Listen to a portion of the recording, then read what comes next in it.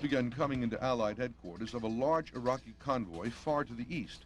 The convoy was reported to be on the highway leading out of Kuwait City.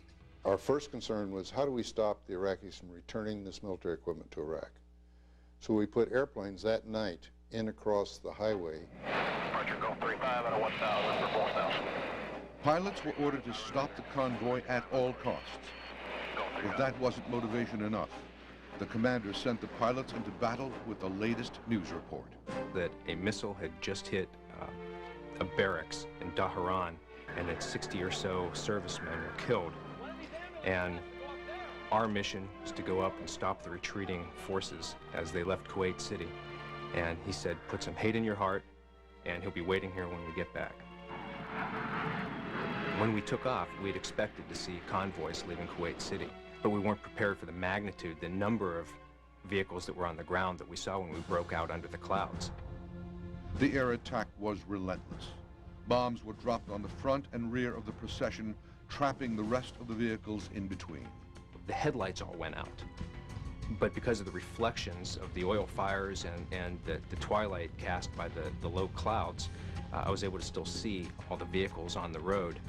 Could see people jumping out of vehicles, could see doors opening, could see vehicles turning off into the sand, as well as those that we hit with our bombs.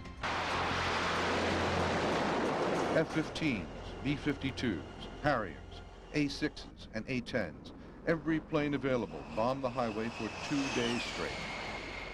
When the pilots came on scene, there were literally thousands upon thousands of vehicles stalled, empty, jammed in this giant. And they turned it into a trash heap.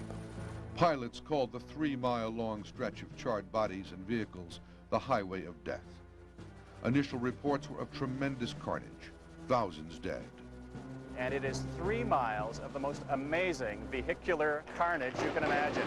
The Iraqi Army didn't make a retreat at all. It was a headlong, panicky flight into disaster.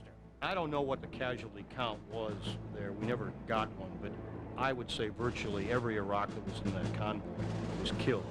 Newspapers called it a turkey shoot. Some even wondered if it was a violation of the Geneva Convention, which forbids killing an enemy clearly trying to surrender. This was an armed retreat, and when we were bombing, we were receiving constant fire. All types of anti-aircraft artillery, machine guns, and missiles were being shot at us the entire time. This was an armed retreat, not a turkey shoot. There's no doubt about it. There's a lot of destruction and death. But that's war, and that's what people have to understand. After the war, Allies counted 1,500 destroyed vehicles on that highway. Only 2% had been armored personnel carriers or tanks. The rest were Kuwaiti cars full of loot. As for the death toll, later estimates showed it to be in the low hundreds, not thousands. At the time, however, it looked like an atrocity.